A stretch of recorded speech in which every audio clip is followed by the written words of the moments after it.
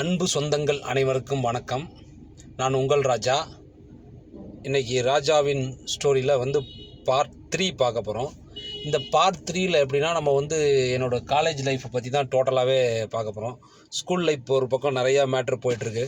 College life பார்த்திங்கன்னா நான் first year join பண்ணிட்டேன். ஃபஸ்ட் இயர் ஜாயின் பண்ணதுக்கப்புறம் பிடெக் ஐடி டிபார்ட்மெண்ட்டு. இந்த ஐடி டிபார்ட்மெண்ட்டை எடுத்துட்டிங்கன்னா ஃபஸ்ட் இயரில் எல்லாரையும் ஒன்றா தான் போடுவாங்க. தனித்தனியாக பிரித்து போட மாட்டாங்க. IT, CSC, computer science, marine, aeronautical எல்லாமே இருந்துச்சுங்க காலேஜில். ஸோ எனக்கு பிடெக் ஐடி தானே கொடுத்தாங்க. நம்ம தான் ரொம்ப ஓஹோன்னு படித்தோம்ல, அதனால் பிடெக் ஐடி தான் கிடச்சிச்சு. சரி, பாய்ஸ் ஹாஸ்டல், பாய்ஸ் ஸ்கூலு, இப்படியே வாழ்க்கை ஃபுல்லாக போயிடுச்சு. நமக்கும் பார்த்திங்கன்னா அந்த டயத்தில் ஃபோன் கிடையாது. ஃபோன்னால் ரொம்ப ரேரு. ஒரு லேண்ட்லைன் ஃபோன் இருக்கும், பிஎஸ்என்எல் ஃபோன் இருக்கும், இந்த மாதிரி தான் இருக்கும். சரிங்களா. நான் காலேஜ் போகும்போது செகண்ட் இயரில் தான் ஆக்சுவலாக ஃபஸ்ட் இயரில் பிஎஸ்என்எல் லான்ச் பண்ணியிருந்தான். இன்கமிங் ஃப்ரீன்னு சொல்லிட்டு அப்போ தான் பிஎஸ்என்எல் ஃபஸ்ட்டு லான்ச் பண்ணான். சரிங்களா. நாங்கள் அந்த டயத்தில் என்னோடய ஃப்ரெண்டு ஒரு ஃபோனு வாங்கினாப்புல. அந்த இதை பற்றி அப்புறமா நம்ம பார்க்கலாம். சரி, நம்ம ஃபஸ்ட் இயர் ஜாயின் பண்ணிட்டோமா, எங்களை எல்லாத்தையும் ஒன்றாவே போட்டு அடைச்சிட்டாங்க ஹாஸ்டலில் ரேகிங்னால் பயங்கரமாக இருக்கும். சரிங்களா. இந்த ரேகிங் பற்றி பார்த்திங்கன்னா அந்த காலேஜுக்கு பேர் போன காலேஜ். ஏன்னா அது செல்ஃப் ஃபைனான்ஸ் காலேஜில் முகமது சதக் இன்ஜினியரிங் காலேஜ் கீழக்கரைன்னு நீங்கள் விசாரிச்சு பார்த்தீங்கன்னாவே தெரியும். சரிங்களா. அந்த காலேஜில் ரேகிங் சொல்லவே தேவையில்ல, அந்த மாதிரி இருக்கும். பயங்கரமான ஒரு சீனியர், எங்களுக்கு சீனியர் பயங்கரமான லோக்கல் பசங்க தான் ரொம்ப கெத்தாக பயங்கரமாக இருப்பானுங்க. காலேஜுக்கு வந்தானுங்கன்னா வீட்டில் உட்காருவானுங்க, வெளில போய்ட்டு தம் அடிக்கிறது, இப்படி தான் ஃபுல்லாக தம் அடிக்கிறது, கல் குடிக்கிறது, இதுதான் டோட்டலாக வேலை. அங்கே ஃபுல்லாகவே காலேஜ் ஒரு தோட்டம் மாதிரி தான் இருக்கும். என்டையராக ஒரு தோட்டம் மாதிரி தான் இருக்கும். நாங்கள் ஃபஸ்ட் இயரில் எங்களை எல்லாருமே போட்டு அடைச்சிட்டாங்களா. நாங்கள் ஃபஸ்ட்டு டே கிளாஸ் போகிறோம். கிளாஸ் போகும்போது ஹாஸ்டல்லேருந்து கிளாஸ் போகிறோம். பஸ் வச்சு தான் ஹாஸ்டல்லேருந்து கூப்பிட்டு போகிறாங்க. கூப்பிட்டு போகும்போது எங்களை எல்லாத்தையும் ஒரு செக்ஷனில் உட்குறாங்க. இந்த பக்கம் லெஃப்ட் சைடில் கேர்ள்ஸு, ரைட் சைடில் பாய்ஸு. ஸோ ஐடி டிபார்ட்மெண்ட்டு டோட்டலாக 30 பேர். எங்களுக்கு அப்போ எல்லாம் மிக்சடாக இருக்கும். கெமிக்கல் இன்ஜினியரிங் எல்லாமே. அதில் தான் எனக்கு ஒரு 6 பேர் சிவகங்கை மாவட்டத்தில் ஃப்ரெண்டு கிடச்சானுங்க.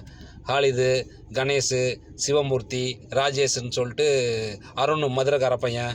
ஸோ இவங்கெல்லாம் எனக்கு பெஸ்ட்டு ஃப்ரெண்டு, ரொம்ப பெஸ்ட்டு ஃப்ரெண்டு, நல்ல பசங்க. அவனுங்க தான் எனக்கு வாழ்க்கையில் தம் அடிக்கிறது கற்றுக் கொடுத்துட்டானுங்க. நான் செகண்ட் இயர் வரைக்கும் எந்த கெட்ட பழக்கமும் இல்லாமல் இருந்தேன். செகண்ட் இயர் அப்போ ஃபஸ்ட் இயர் வரைக்கும் எந்த கெட்ட பழக்கமும் இல்லாமல் இருந்தேன். அவனுங்க எனக்கு செகண்ட் இயரில் கற்றுக் கொடுத்தானுங்க. அது அந்த ஸ்டோரி அப்புறமா பார்ப்போம். இது ஃபுல்லாக அவனுங்கெல்லாம் ஜாலியாக இருப்பானுங்க. கொஞ்சம் படிப்ஸு நல்லா படிச்சுட்டே இருப்பானுங்க. நமக்கு படிப்புலாம் எதுவும் கிடையாது. காலேஜ் போய் உட்காரோம். ஃபஸ்ட்டு டே உட்காந்தோன்னே டோட்டலாக இந்த பக்கம் சலீம் உட்காரான். என்ன மச்சான், நீ ஏதாவது லவ் பண்ணியாடான்னு கேட்குறான். அப்போ நம்ம நல்லா ஃப்ரெண்ட் ஆகிட்டோம். நம்ம எங்கே லவ் பண்ணோம், நம்மளை பார்த்தாவே எல்லாம் ஓடி போயிடுறாளுங்க தெரிச்சு. நீ எந்த ஸ்கூலில் படித்த, இப்படின்னு அப்படியே நார்மலாக பேசிக்கிறோம். அங்கேருந்து சரி நம்ம இந்த காலேஜ் வந்துட்டோம்ல, கண்டிப்பாக ஒரு பொண்ணை லவ் பண்ணி கல்யாணம் பண்ணிக்கிறோம். சக்ஸஸாக மச்சான் லவ் என்ன பண்ணுவாங்க, கல்யாணம்லாம் பண்ண முடியாது. அப்படி தான். ஏன்னா அந்த காலேஜ் பொண்ணுங்க விஷயத்தில் கொஞ்சம் ஒரு பயங்கர ஸ்ட்ரிக்டாக இருக்கும். ரேகிங்காக இருந்தாலும் சரி, பொண்ணுங்களை யாரும் பார்க்க மாட்டாங்க டீசெண்டாக. நம்ம அப்படியே முறைச்சபடி திரும்பணும், லெஃப்ட்டில் திரும்பணும். அங்கேருந்து ஒரு பார்வை வந்துச்சு.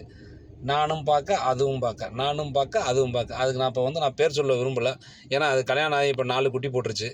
அதனால் அதை நான் பேர் சொல்ல சுத்தமாக விரும்பவே இல்லை. ஃபஸ்ட் இயரில் அதை பார்த்தேன்னா, கடைசியில் பார்த்தா அது ஐடி டிபார்ட்மெண்ட்டு. அதுவும் என்னை பார்த்துச்சு, நானும் அதை பார்த்தேன். அது ஐடி டிபார்ட்மெண்ட்டுக்கு வந்துருச்சு. ஸோ ஃபஸ்ட் இயர் 6 செமஸ்டர் அப்படியே போய்ட்டு இருந்துச்சு. போய்ட்டுருக்கும்போது எங்கள் சீனியர்ஸ்லாம் கொஞ்சம் பேர் வருவாங்க. டே தம்பிங்களா, ஃபஸ்ட் இயரா நீங்கள்? ஆமாக்கா.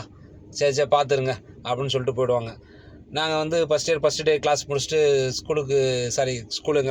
காலேஜுக்கு போனோம். காலேஜுக்கு போயிட்டு டீ சாப்பிட்லான்னு கேன்டீனுக்கு போனால் அங்கே வந்துடுவானுங்க. டே பட்டனை மாட்டு, காலர் பட்டனை போடு, இப்படின்னு ப்ராப்ளம். இதெல்லாம் செகண்ட் டேயே ஆரம்பிச்சிருச்சு. சரின்னு செகண்ட் டேலாம் முடிச்சுட்டு நேராக ஹாஸ்டலுக்கு போனோம். ஹாஸ்டலுக்கு போனதுக்கப்புறம் ஒரு இன்ட்ரொடக்ஷன், யாரெல்லாம் ஐடி டிபார்ட்மெண்ட் இருக்கீங்க. அப்போ தான் எனக்கு ஒரு நண்பர் முதுகுலத்தூரில் ஒரு பையன் பாலான்னு இன்ட்ரடியூஸ் பண்ணுறான். என்னோடய பெஸ்ட்டு ரொம்ப பெஸ்ட்டு ஃப்ரெண்டு. என்ன பண்ணுவான்னா, அவன் பயங்கரமான குறும்புக்கார பையன். நம்ம சாக்ஸு ஷூ போட்டிருப்போம்னு வச்சுக்கங்களேன், டக்கின் பண்ணிட்டு சட்டையெல்லாம் இன் பண்ணிட்டு போவார். காலேஜில் சாக்ஸை கழட்டி ஆப்போசிட்டில் எவன் உட்காந்துருக்கானோ அவன் மூஞ்சில் வச்சு விட்ருவான். அந்த மாதிரி பயங்கரமான குறும்பு பண்ணிகிட்ருப்பான். எல்லாம் ஒரே அடி புடி சண்டை தான் நடக்கும். ஃபஸ்ட் இயர் ஃபுல்லாக அப்படி தான் ஜாலியாக இருக்கும்.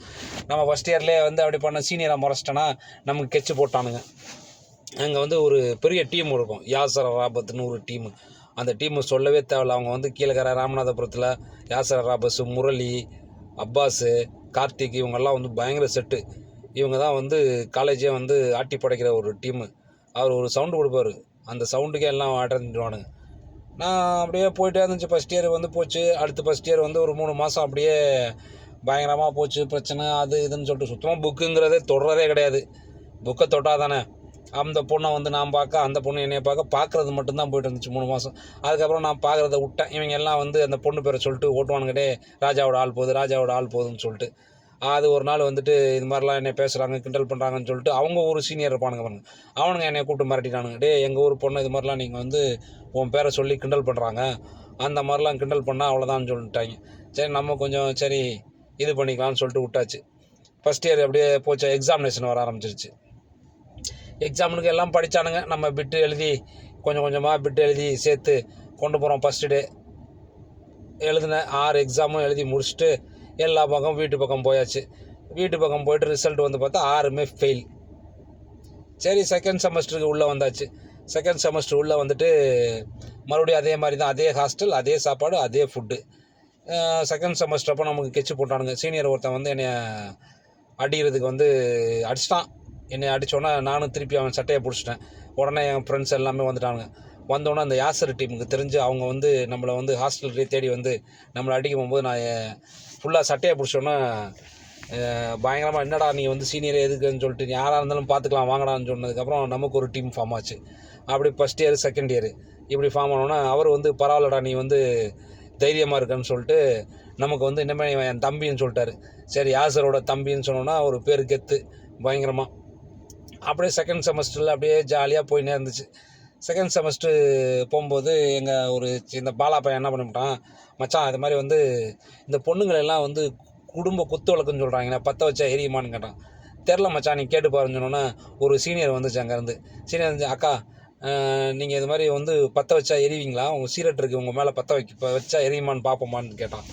அது ஒரு பெரிய பிரச்சனையாகி அந்த பிரச்சனையை வந்து சால்வ் பண்ணுறதுக்குள்ளோட்டியும் அப்படியே ஆகிப்போச்சு.